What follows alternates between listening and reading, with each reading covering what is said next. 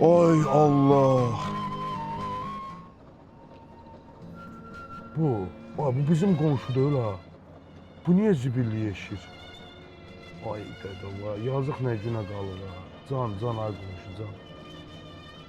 Allah köməyin olsun ay qonşu. Çox şükür sənə ilahi, çox şükür sənə. Biraz zırığı var, evi yox, onu tikərəm. Sabah elə uşağın məktəbi yedəcək. Nə yaxşı oldu ha. Ata, mən sumka alda nə olar? Sabah mən məktəbə gedərdim ay ata. Görəsən qonşuda qırmızı sap olacaq. Kimdir? Salam qonşu. Ha, salam. Nə var, nə yox, sən başla. Nə var, nə yox. Qonşu, gör nə deyirəm. Haycan. Bəlkə evdə səndə qırmızı sap ola. Qırmızı sap, Hə. qırmızı sapı neymişsən ki? Uşağın biraz sumkası sökülüb. O da qırmızı rəngdədir deyə. Onu evdə tiksinlər də sabah məktəbə yedir. Mən bayaqlam sizə gəlmişdim, yox idin evdə. Hə. Gözdə gəl. Yaxşı, gözdə. yaxşı. Qonşu, Haycan bax qonşu. bu sumka, bax etiketi üstündədir. Təzə almışdım uşaqlara.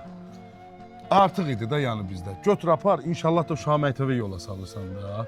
Savadlı, vətənimizə xeyirli övlad olsun. İnşallah apar, ver, yıxsın dəftər qələmin içinə getsin məktəbə. Qonşu, sən Ay, qonşu nə gün də gərəkdir. Narahat Sən- olma.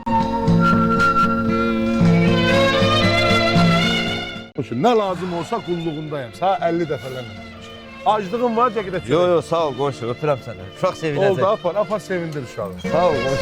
Sağ ol.